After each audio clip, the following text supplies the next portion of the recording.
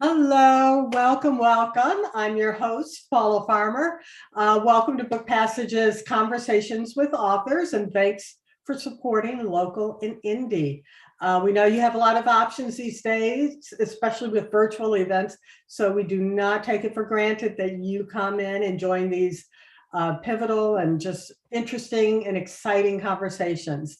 If you're a regular to these events, or even if you're kind of new to it, please take a minute and hit subscribe and like. Only takes you a minute or a second, and it helps us out so much. We really appreciate it. For tonight, prepare to be schooled and inspired, because we are about to have the perfect type of event for getting your finances and your financial perspective in order for the new year. In the world of personal finance, the biggest challenge in the sense that there's never going to be enough. It is this mindset of scarcity that holds people back the most from achieving their financial dreams. Our featured book tonight, The Mindful Millionaire, deals with financial issues such as that and much, much more, meeting you wherever you are in your financial journey. Through compelling stories and using techniques she's developed as a financial planner and spiritual coach, author Leisa Peterson guides you to dig deeper and discover the root of your financial thinking, to change not just the way you save and spend, but the way you live your life. Leisa is a money coach, business consultant, and spiritual teacher. She hosts the Mindful Millionaire podcast, as well as virtual workshops and deep dive retreats. And don't worry, moderating the discussion with Leisa is someone who is equally impressive financially in the financial knowledge background. And it's not going to be me. I need to be listening intently like you and taking notes. Simone Griffin is Vice President in Affiliate Relations for Home Free USA, where she oversees compliance, federal and private funding, and congressional advocacy for 53 affiliate organizations nationwide. She also implements nationwide federal government grants, as well as those from various funders and private banks. With that, please listen, put in questions in the chat for later, and welcome to our virtual stage, Leisa and Simone. Thank you so much, Paula. Hey, Leisa, I'm so glad I get to see you and talk about your book, one of my favorites of 2020 and 2022 as I'm rereading it now. I'm so happy to be here. Hello, Simone. Thank you, Paula. It's an honor, and I think we're going to have a really fun conversation today.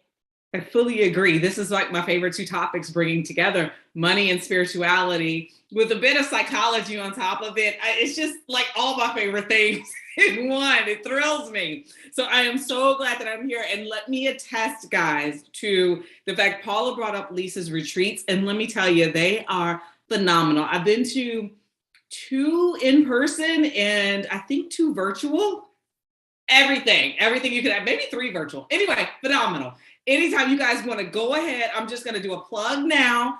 Go on to Leisa's website, Well Clinic, and sign up for whatever she's got coming up. I'm just going to let you know right now. It'll be awesome. But in the interim, let's get to why we are here today, which is the Mindful Millionaire book. And we're going to start off really framing the conversation by Leisa sharing a passage from the book. Why don't you go ahead, Leisa, and show us what you got?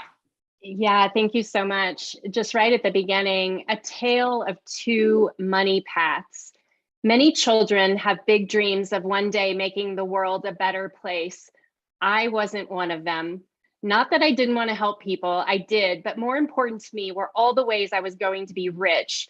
I would think about it incessantly, the clothes I'd buy, the homes I'd own, the places I'd travel, the shoes I'd wear. My dreams were filled with the life my parents could not provide, yet I badly wanted. The more struggles my family had with money and the more they thought about it, the bigger the void inside me grew.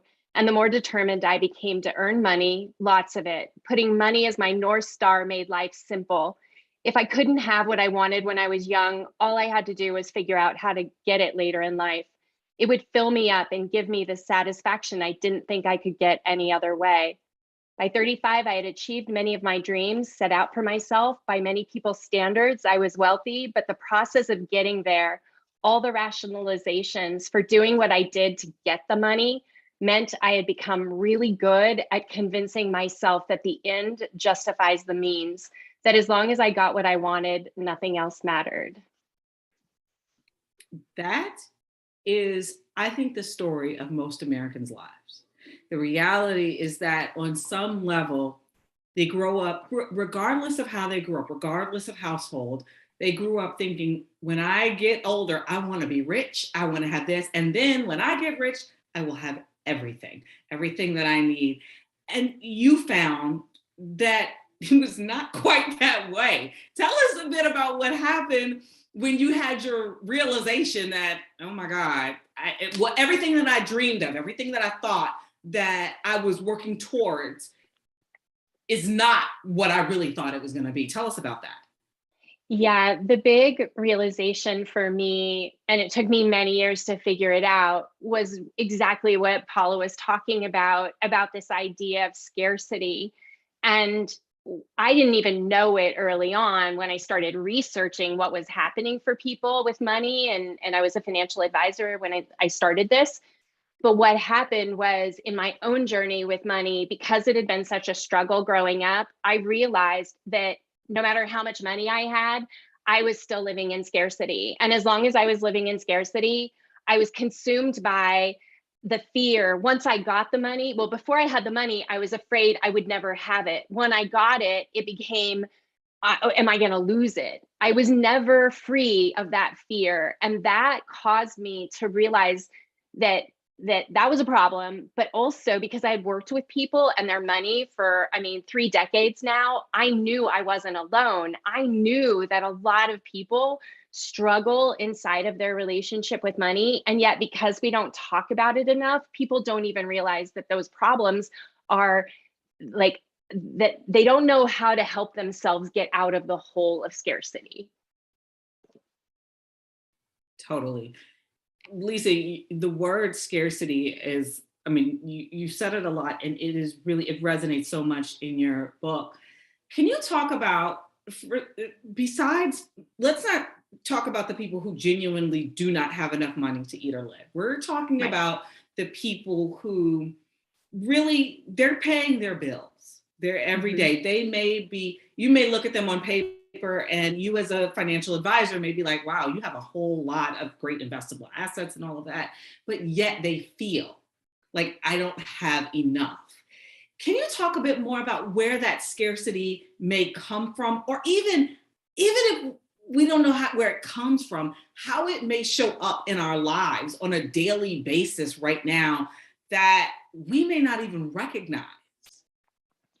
Yeah, so a lot of the ways that we think about money do have a lot to do with what was happening with money when we were growing up, because when we're young, we're so impressionable.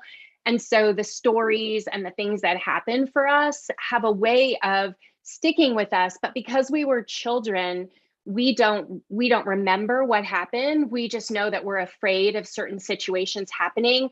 And all it can take is a parent crying about money or losing a job. Like, I remember when my dad lost a job and he was crying about it, and it was so traumatic. And I was probably like 7 years old, and I thought, you can never lose a job, like it sticks in your head.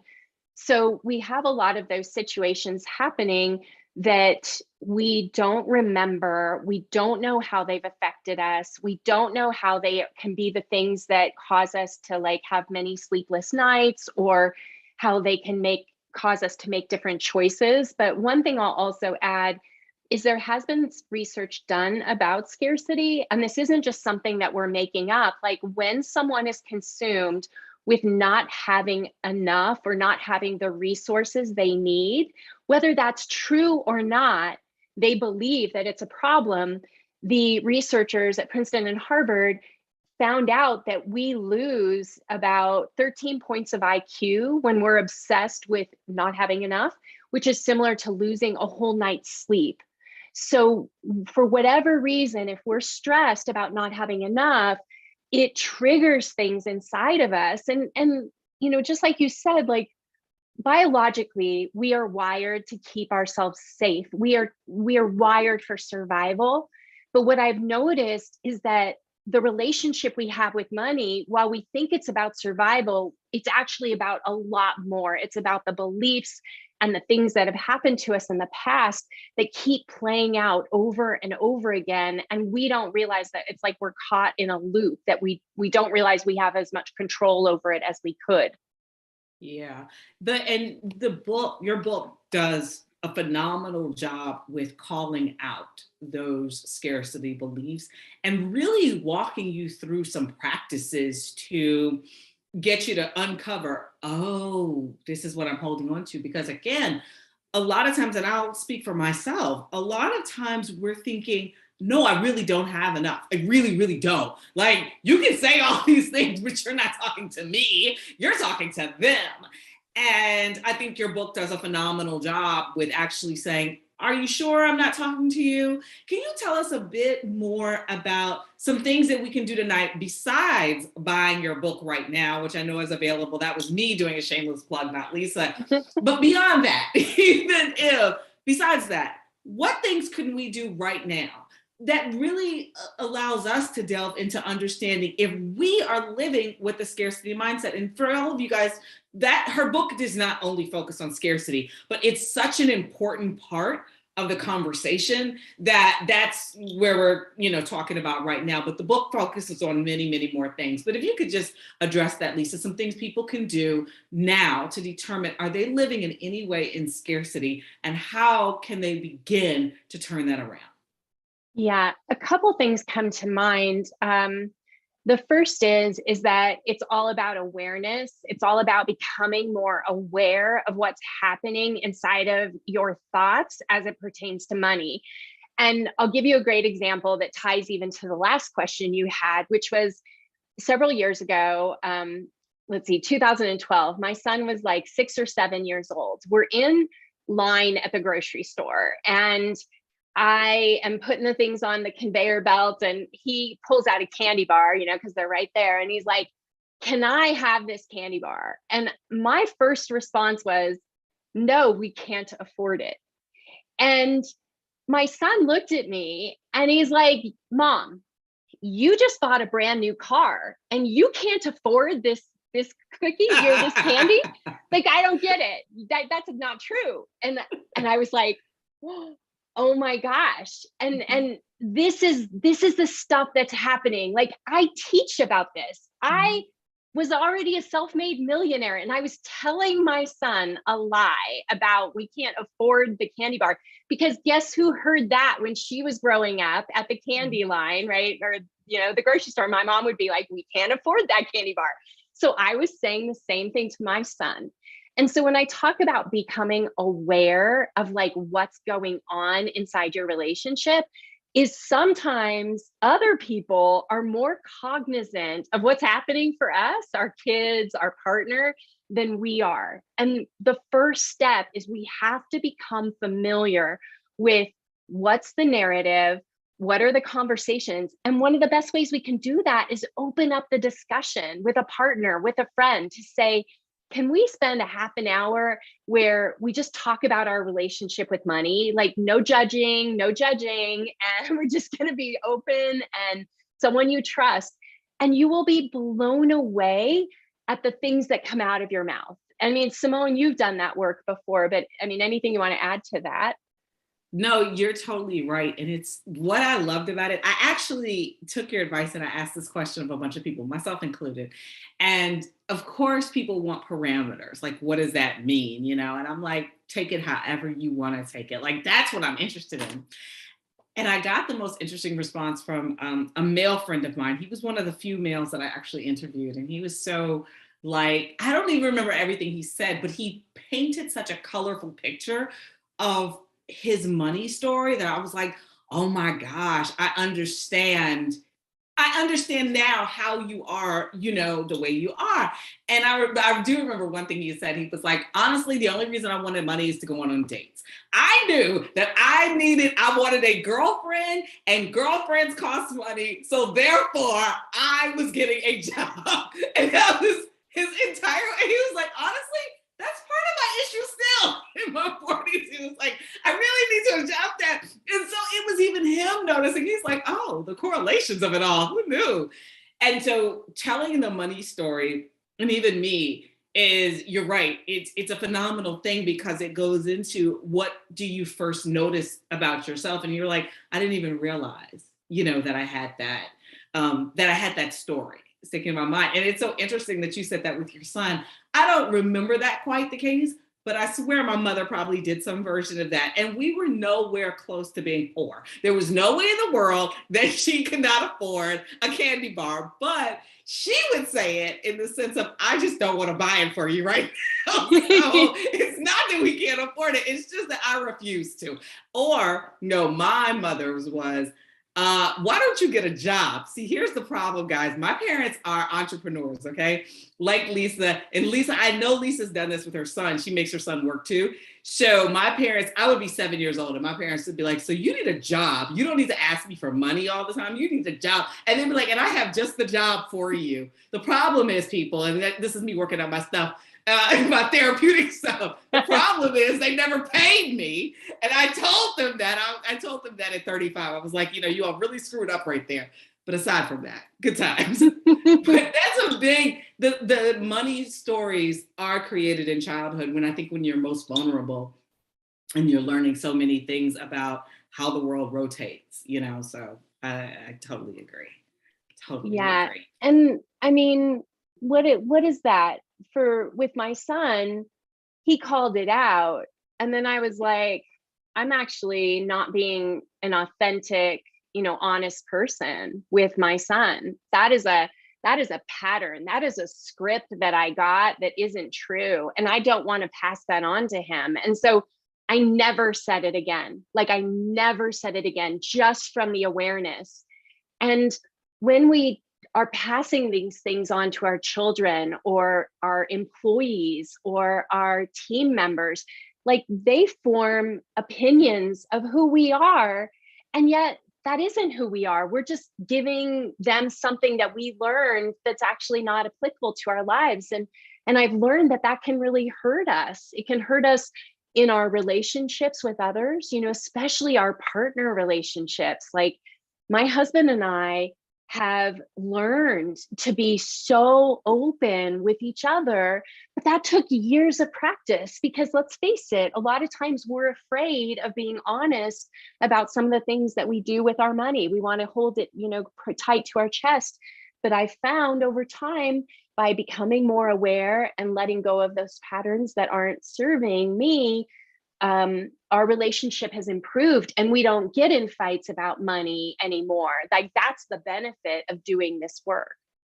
Yeah, so you actually led perfectly into my next question, because I was thinking about the fact that opposites attract often. And so where there is a person with a scarcity mindset, which I will raise my hand and say I probably have that, we often attract people with abundance mindsets, which is my partner, quite frankly.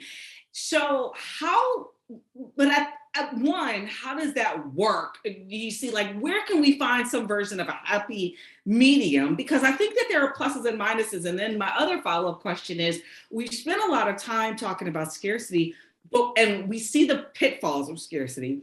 But I would believe that there are also some pitfalls of abundance mindset too. It can be a both and if you don't properly challenge them. So I know I asked you two very big questions, but I'm really kind of fascinated by both of them. So maybe you can weave that in together. Yeah, you're right. I do see a lot of opposites attracting. And what I would say is the only reason that it's a problem is if you look at the other person's opinions and their way of behavior as a problem, as a contentious issue.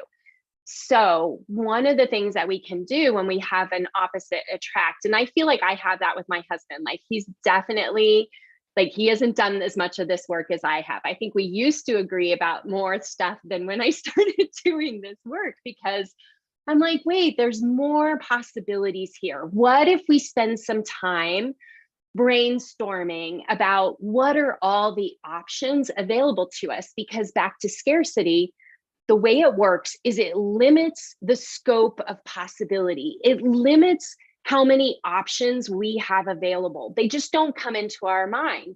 So let's say you're the scarcity partner and the abundant partner. You may say to them, I need your help. Like, I'm struggling with this. This is really stressful to me. Can you give us some different ideas that we can discuss, some possibilities, and bring it out in the open, rather than just being like, yes and no, or no and yes?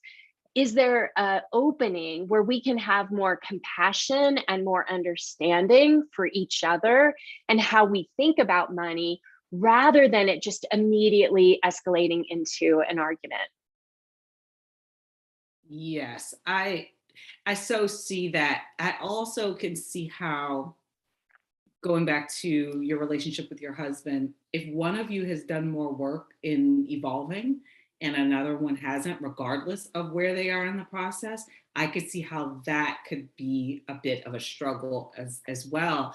How would you suggest, I guess, addressing that, or dealing with that on some levels, even if you're both scarcity people? It doesn't matter whether one is scarcity and one of is abundance. I'm now talking about, if we've done our work around money, more work around money, and we start to understand ourselves a bit more, how do we get our partner to begin to open themselves up a bit more about that?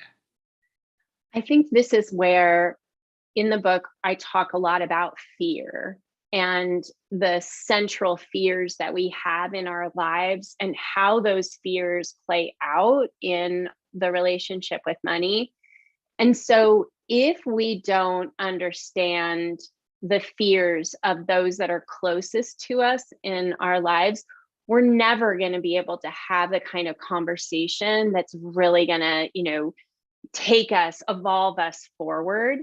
So to me, the best way to understand other people's fears is to get in touch with your own fears. Like, really know, what are you most afraid of, and question those fears as well. Like, sometimes I meet a lot of people, and this was something that was tested back in 2012. So coming out of the Great Recession, they asked 2,600 women about, what were their greatest fears around money. And 50% of women in North America said their top fear was becoming like destitute, that they were a few bad moves away from being a bag lady, for example.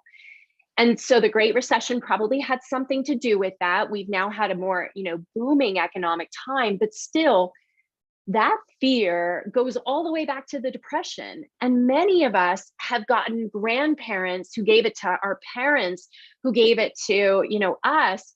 And we live as if tomorrow something bad could happen and the ground is going to fall out from under me. Now, if you have a partner who doesn't have that fear and they don't understand it, and you've never talked about it, but yet you live with that fear every day, you could see how there's going to be some problems of, like, he's not going to understand you or she's not going to understand you.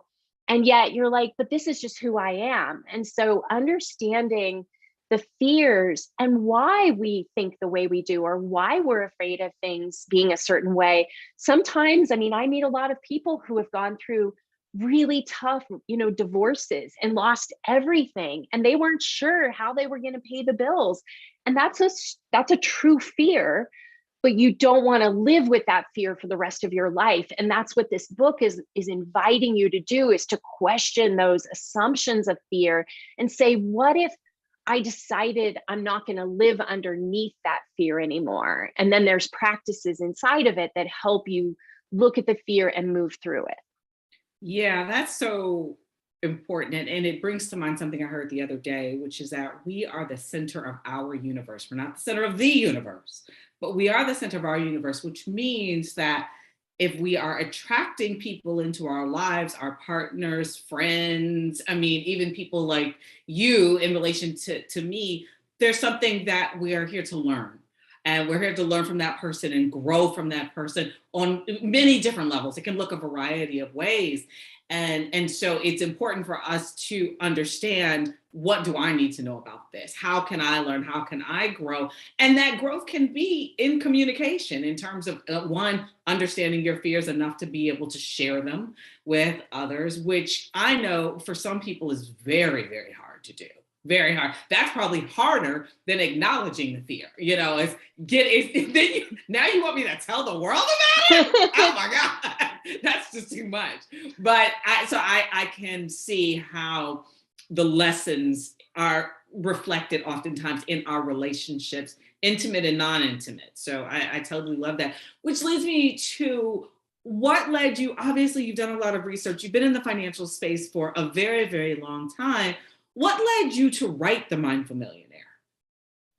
The initial thing that I mentioned earlier was just, I noticed that a lot of people struggled in their relationships with money, and it would come up in all the different jobs that I had with money. But what turned everything into just a thought, into like, wait a minute, there's something going on here, is back in 2011, I was a financial advisor. And I started asking some of my clients if they would tell me about their relationship with money. And if we wouldn't meet in my office, like we'd meet in a coffee shop, or we'd meet, in some corners tucked away in the woods. And they would open up and tell me their stories. And every single time it involved tears, which was very interesting, because this was both men and women that they did not expect to be so emotional about their relationship with money. And over the course of having many of these discussions, I was blown away at how healing and therapeutic they were for people, even though I didn't really know what I was doing. And I'm not a therapist. I just was saying, tell me. And I'd ask a few questions like, oh, what about that? What about that? And then where the magic happened was within 30 days or a few months' time after those conversations, every single person I started following up with was making big changes in their lives, like quitting a job, leaving a relationship, moving, like so many things. Everyone, it was like I had unlocked, this box of discovery for people. And I thought, well, why isn't this happening all the time? Like, I could tell that people were living inside of a prison of this construct of their relationship with money. And yet, until they answered these questions, they didn't know that they weren't happy or that they weren't thriving, and that money was causing them to stay in a relationship or to stay in a job or to make choices in their lives that they knew weren't serving them. And so it began this opportunity for people to look at their lives in a new way and perhaps make some changes that brought them great joy. And after that, I got hooked. Like, I started, thinking about the idea that I might leave my financial advising practice. And that's what I did in 2014, to focus on these types of conversations, 100%. Yeah, I love that. And so much because I'm in the financial space. In fact, Lisa and I met at a financial conference. And I have to say, of the financial people who were at that conference, I don't know, probably a handful of them do the work that you do. All of them are doing work with money, but very few, and I think they're just emblematic of the world. So few people focus on money from this angle. Yet, the reason why the money conversation is so big is because we've got so many emotions tied up into it.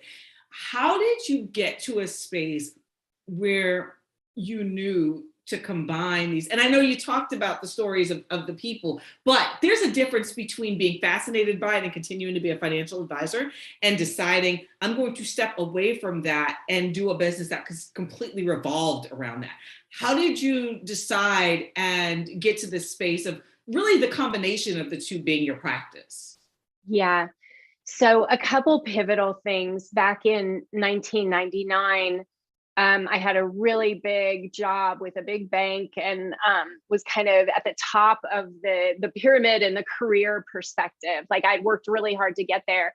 And one day I came home from work and my grandmother and my mom were waiting for me. And they proceeded to tell me that my father had been brutally murdered by at that time, we didn't know who, but it began this journey of self-discovery for me because it was so tragic. It was so upsetting. It just kind of rocked my world. And in the course of that, I realized that I had put money as my God and that I had not actually known what the meaning of life was. And I wasn't spiritual. I wasn't religious. I felt empty. And so in order to heal, I went on this journey that started back then. And that's why the book has so much around sort of the inner work and the inner development, but from this spiritual perspective. But I did a lot of inner work for many years, but I kept money still completely separate. So I was like meditating and going on retreats, and I was doing all this stuff that made me feel so good. And money was like completely carved out. Like, I'm like, no, you can't combine money and spirituality. And that was for, 11 years until I started to have those conversations. And sadly, what ended up happening was I got really excited about the possibility, but I felt like, who am I? Like, who am I to talk about this stuff? I'm not a therapist. I'm a financial advisor. I teach meditation. Like, I couldn't do it. I couldn't figure out how to jump out of being an advisor and start to teach about this. And I write about this in the book. A very unfortunate situation where I was at my doctor's office and a shooting took place in my doctor's office while I was there, and in 2013. And that experience of being afraid that I was going to die in this situation caused me for a short period of time to realize that I was not my fear, like that I was living my life in fear, and that I knew what I was here for, that I was supposed to help people figure out this relationship with money, and that I needed to walk away. Like, if I lived through this situation, I wanted to leave my job. And I did. It took me a few months, and I left my job and I started the company, and I started working on the book almost right away because I was like, there's something here to help people. And I will take as long as it takes to get it down on paper and start to communicate this to other people.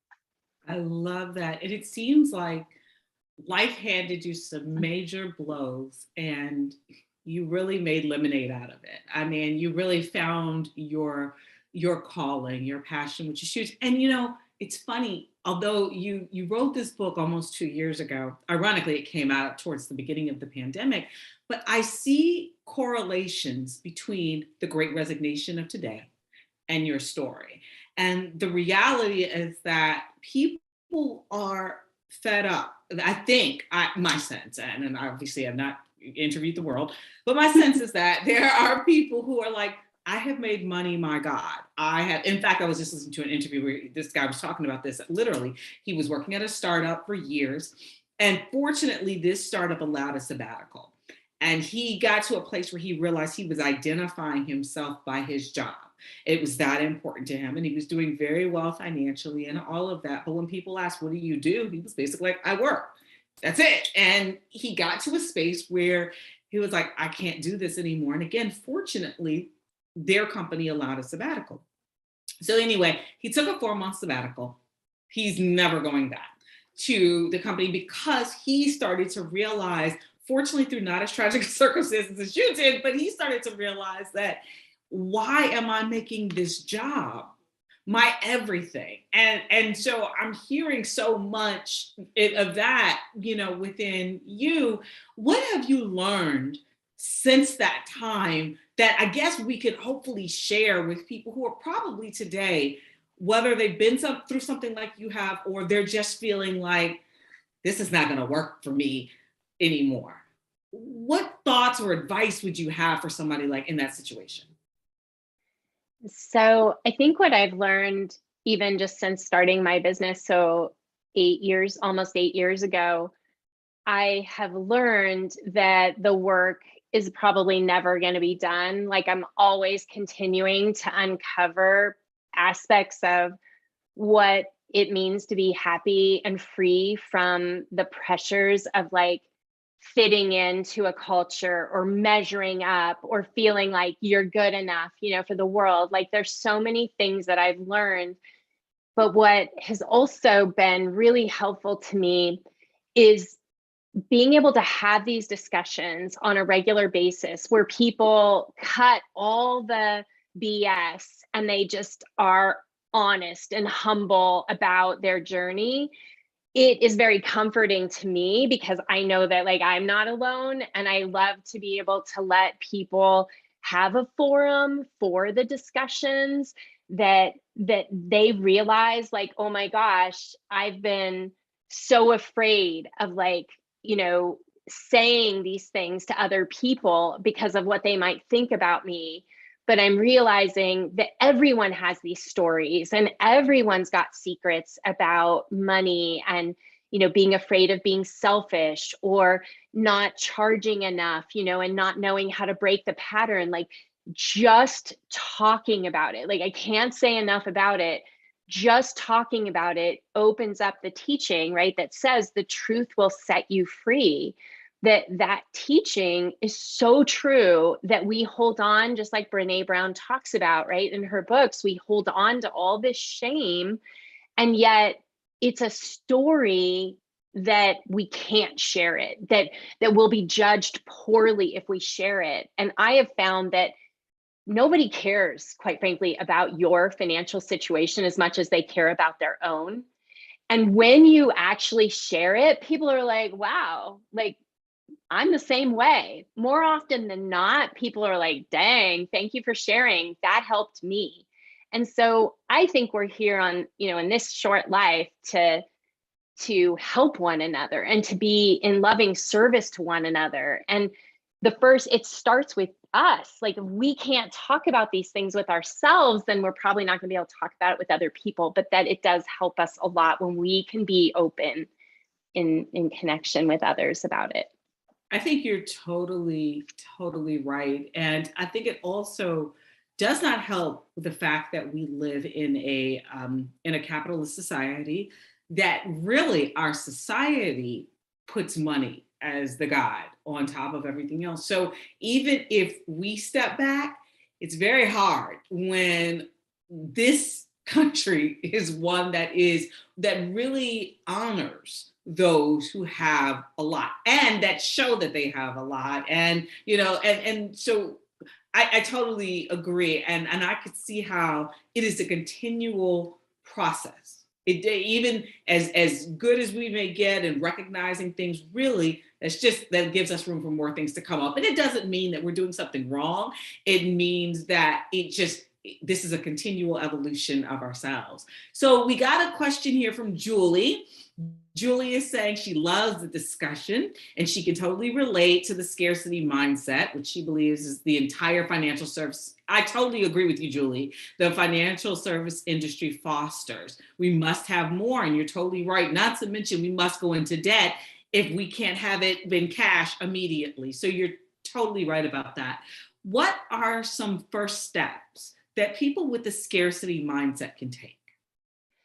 So some things that can help us would be to, like, if you get really practical about what's going on in your relationship right now with money. So most of us have, one area of at least one, if not like 20, like just be honest, but at least one area where, like, for me, even though I'm good at saving, I'm not great at saving. And what I learned through this work is that I become a better saver when I have a project to invest money in. And there's actually a lot of data about this. So you're looking for what's the thing that you would like to do more of and you struggle with. And when you zero in on that, then you can start to think, well, what can I do differently here with this one thing? Like, don't take it all on, but find one challenge. So for me, I save more when I have a project, or I earmark it for something that I want to invest in. I make more money when I set goals around the money. But when I don't set any goals, I notice that how much I make is very affected by the goals. So you're trying to learn first, where's the challenge for you? And then secondly, coming up with ideas, not when you're stressed out, but when you're kind of open, you're feeling more abundant, you're relaxed, maybe you've meditated. You're like, what are the possibilities? Like, what's happening here? And again, might be a friend that you kind of help each other with, but get specific. Like, maybe you don't like to look at your checking account because it gives you, heart palpitations. Maybe that's the thing you're going to make a conscious effort to spend some time, but you're only going to do it when you're in a happy mood and you've eaten, dinner and you're feeling really good. Like, you're trying to set yourself up for success. What we normally do is we do things kind of like when they're making us uncomfortable, we haven't realized, and then we don't want to do it again because it felt bad. So we're trying to change how these situations feel. Do you have anything to add to that, Simone? Yeah, in fact, I was going to say, I can give you guys my testimony because I totally agree with what Leisa is saying based on my experience. I realized what I'm very good at. I don't think I was a good saver, but what I'm really good at is checking boxes. And where that translates into money is paying bills. So if a bill's in front of me, I will pay it. I was never good at saving. I wasn't good at saving until I decided to get out of debt. And I'll tell you guys why I decided to get out of debt, because I started feeling like the world was closing in on me. Like there was one bill due. Again, I'm good at paying bills. So I would get a bill and I would feel obligated to pay it. I wasn't calling the creditors and asking for a reduction in payments or, lower things. It's you get a bill, you pay the bill. I learned that from my grandmother going into money stories. There was no discussion of negotiating the bill. You paid the bill. And I just felt like I don't have enough money coming in to be paying all these bills. And so I made a very clear and conscious decision. I had a real conversation with God and said, God, if you can figure out a way to get me some more money, I promise you, I will use it to pay off debt. And it took about 6 months from that conversation. And that's exactly what happened. But my why was so very big and personal to me, which is that I felt my throat constricting when it came to money and the paying of the bills. And I never wanted to feel that way again. And I just needed some latitude there. And I got it. And I was taking that seriously because I never wanted to feel the way I felt again. And that feeling kept coming up. So even when people were like, what are you doing? You only live once. And oh my God, I could never do this. And guys, I was living on $6 a day and I was fine with it. I had figured out a way. I was having tortillas from, was it Chipotle? I think it was Chipotle. Let's just say I was having tortillas and chips. And that was how I would fill up. And then I would have like a 79-cent burrito. I worked it out. Okay. And I made it work, but it was because my why was so big to me that no one could take me off of that. No one at all. And trust me, people tried because they didn't understand it until I got out of debt. And then it was like, oh, I understand why you're doing this now. And it was the discipline, but it didn't feel like discipline to me. It felt like that's the only way I'm going to be able to breathe. I made it that important to me, and it's changed my entire life. And then come to find I am good with saving because I needed a goal. I needed a why. I needed what Leisa said, which is, a project. I needed something to work towards. And when I had something to work towards, it became so much easier to say no to other things. But that was my goal. That wasn't it wasn't anybody else telling me that this is what I needed to do. And I always go back to the time where my throat felt like it was closing up because I didn't feel like I had enough money. So I'm in full agreement with everything that Leisa said. We did not discuss this in advance. I will tell you guys, that is truly my story, and it means a lot. And that's why the Mindful Millionaire meant so much to me to read it, because even though I was out of the worst part of it, I wasn't totally out of the money story and how it was holding me back. So it was really great for me to not just read the book, but also take some of Lisa's courses and do things like that, to where I could have a better understanding of what I was doing with money. And the other thing that I'll say is that there's no right or wrong in this. It's just, these are the things that we learn about ourselves. So yes, I can attest to everything that you're saying, and personal experience. It meant so much. And this actually brings me to another question. I know we're kind of running out of time, but I want to make sure that I get this one in, Leisa. You talked earlier about your son, and we can't afford it, and good for him for calling you out. But the reality is, a lot of the things that we learn are taught in childhood or caught in childhood. That we may not have a parent who says, I can't afford it, but we look around and we understand that they're not eating so that we can eat. And children are very perceptive. Or there's always an argument about money that we don't quite hear everything, but we know what they're talking about. What can we do as parents to, even if we haven't worked through all of our stuff, because we've agreed, you never quite work through everything, but you also don't want to pass on a lot of things to your children. What can we do now to start noticing things that we know that we do not want to carry forward to our children?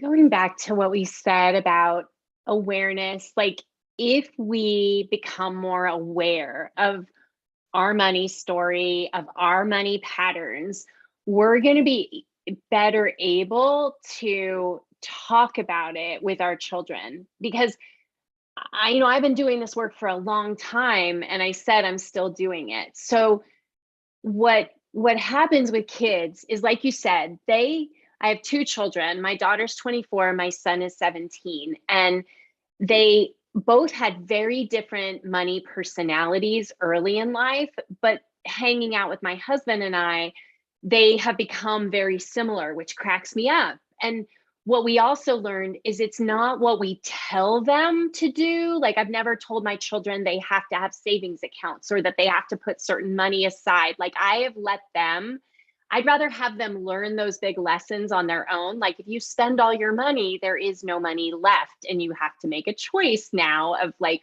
you can't have the things that you want to buy. Like, I wanted my kids to learn those lessons on their own.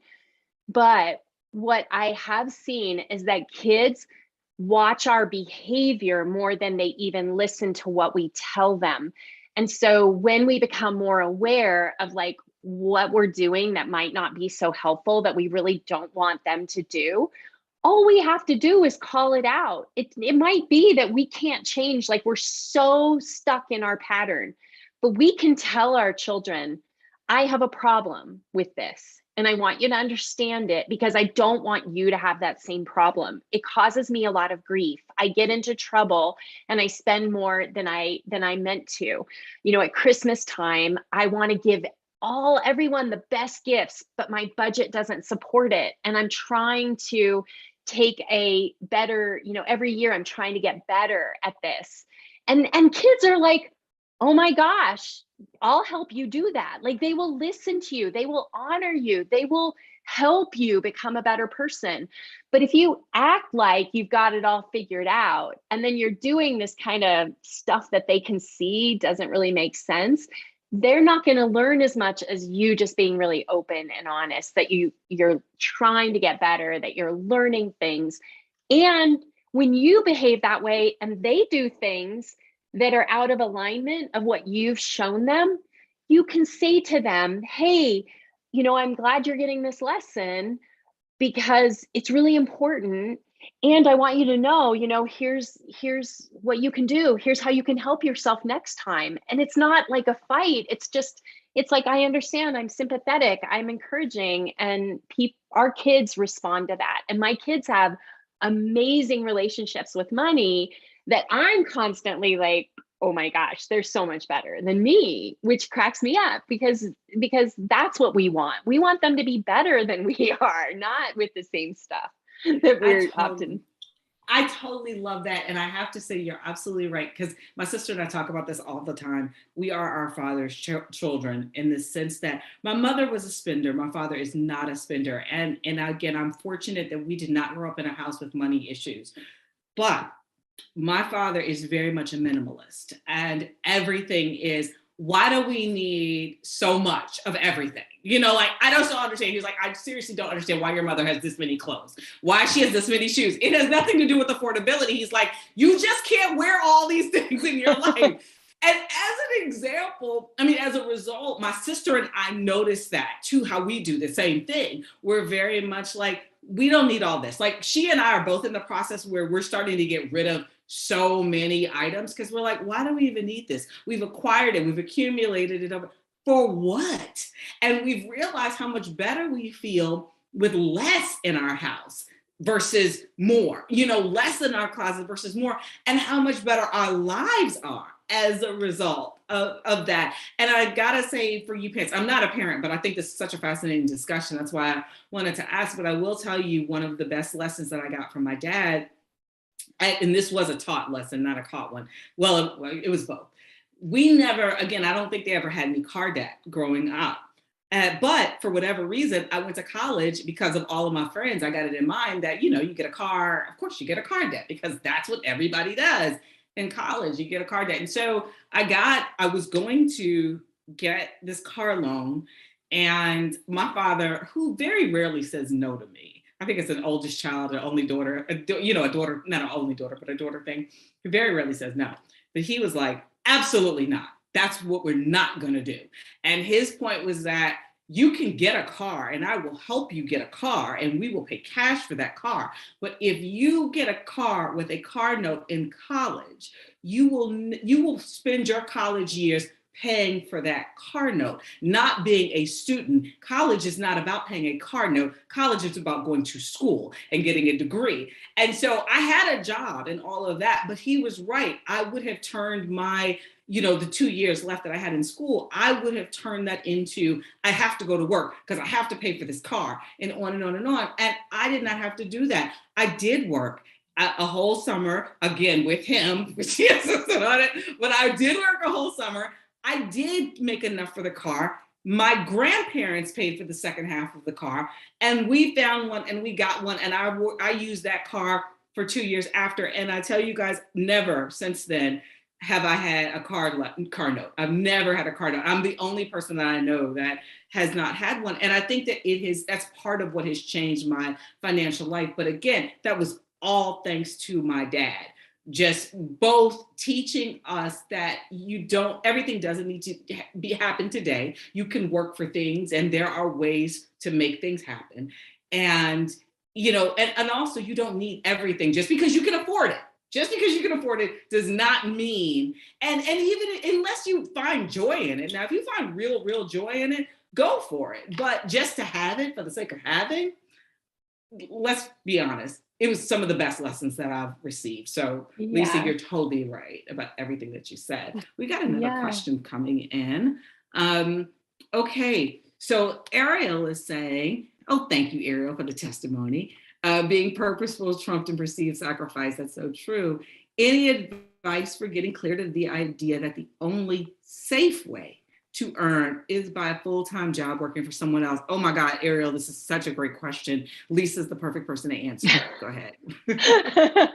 Yeah, because Simone and I have talked about this one a lot over the years. And it's true. There is a belief that the safest way to earn our keep is to work for someone else.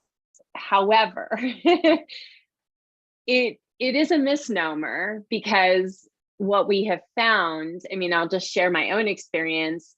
My parents were entrepreneurs when I was growing up, but they really struggled with it. So I was afraid to ever leave a job. because they struggled so much. I thought, if I'm on my own, I will struggle too. So I had this belief. And that was why it was so hard for me to leave and start the business 8 years ago. However, in this 8 years, what I have realized is that, not that it happens overnight, like no one has overnight success stories, no matter how much they try to say that that's the case. But when you are able to create a business that provides an income stream to you, that what you're doing and the impact that you're making in people's lives, and you're able to speak to that job or that business that you create is far more secure than anything else. Like, working for a business, they can let you go, they can have layoffs, things can change, there can be a reorganization. But when you truly figure out like how to run and operate a business, that is actually more, it can have more freedom. The sad thing is it's true too that a lot of people go into business thinking they're going to have great success, but they are not prepared for the arduous task of learning how to be a business owner and learning how to make money and learning how to not just barely get by, but actually have a profitable business. And so interesting that you ask, because I didn't go into my business thinking I would become a business coach, but over time, because I talked to people so much about money, I realized that my skills of being an investor, and my husband and I have been doing different businesses for many years, that I had a talent in helping people to do this. But I also had to really struggle to learn the things that I've learned. And so one of the things I like to say to people when they're thinking, could I start a business, is I'm like, do the work while you're in a job working for someone else. Do the groundwork, learn how to run a business on the side. And by the time the business is actually up and running and perhaps meeting your financial obligations, that's a great time to leave. And it gives you the best of both worlds. And so whenever possible, like, I strongly recommend that. And I know, Simone, you probably would say the same. Yeah, totally. And I have to say, I have not done the business from the ground up like Leisa has.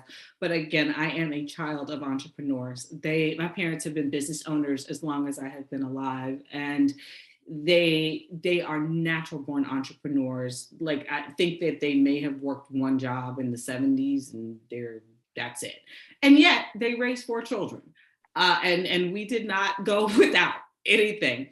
One thing that I will say that I've noticed from them is, number one, they know, just like Leisa mentioned, they know to continue to evolve personally, business-wise, et cetera. What works for them today will not necessarily work for them tomorrow. But there are some core things which they would tell anybody that you have to have, some very clear and fundamental principles, which are not terribly difficult.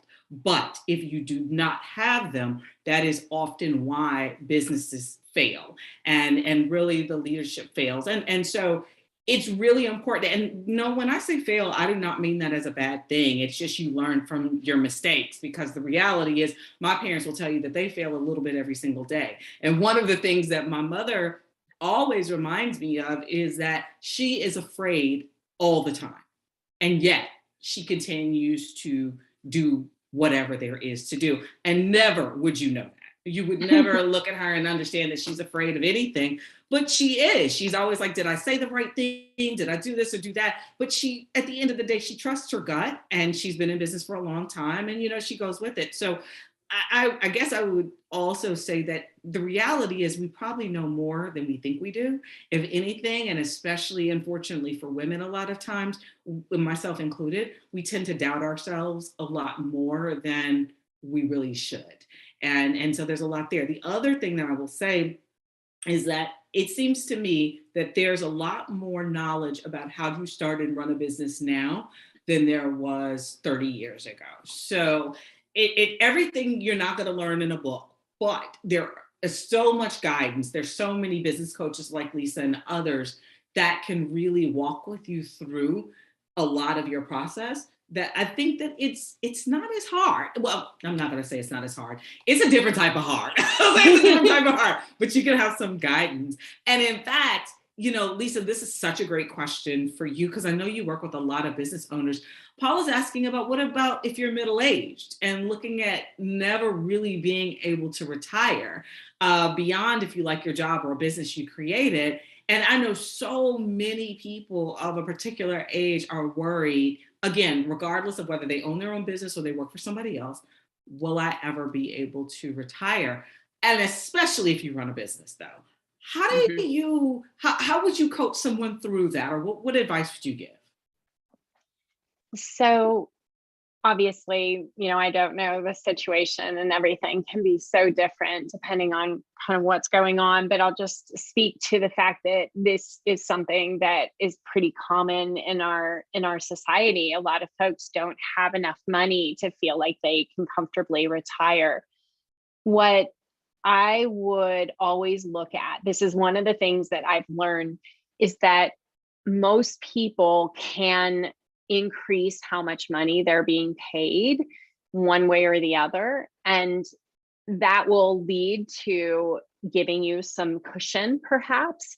But is there a raise? Is there a new skill you can learn? Is there something that you can do so that while you are working, you feel like you're able to save some money, you're able to plan for the future, and question the assumptions. Always question the assumptions, because most times there is opportunities to bring more money in, and you just got to go looking for it. And it can also be a side hustle.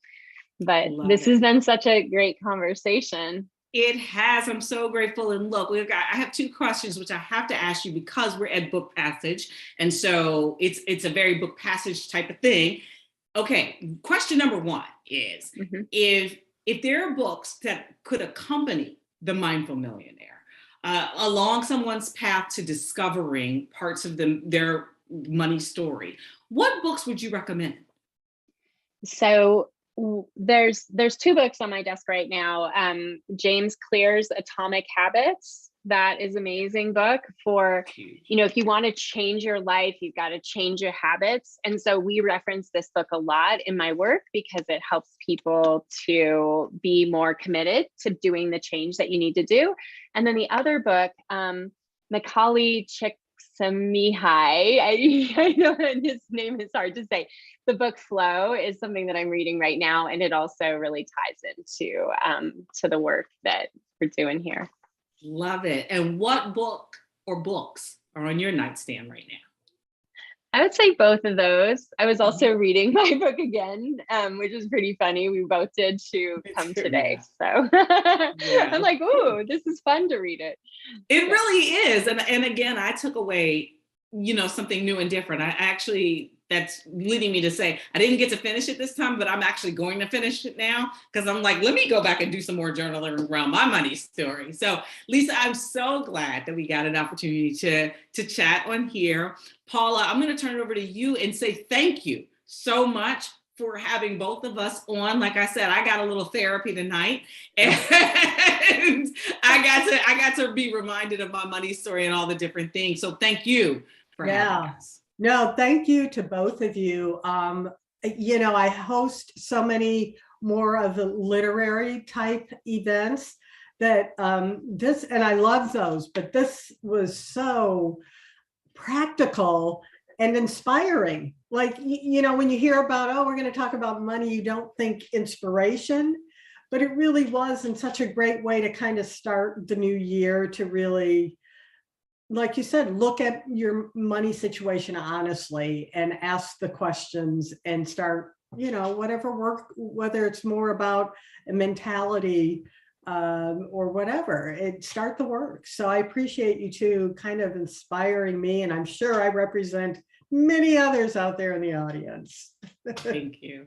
Thank you. Yeah. And for those in the audience, thank you again for supporting your local independent bookstore.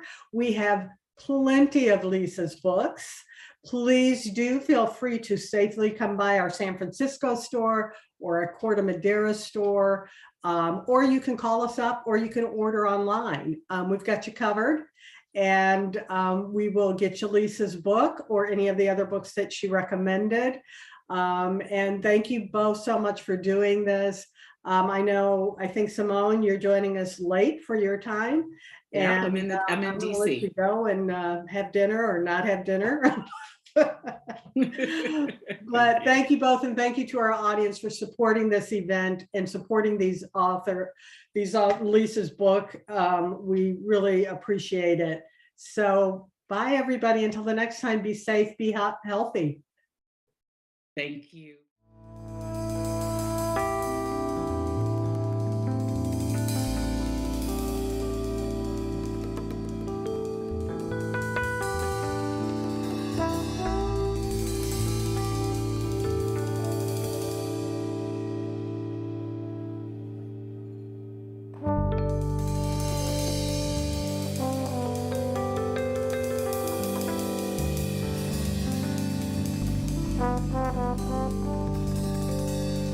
Thank you.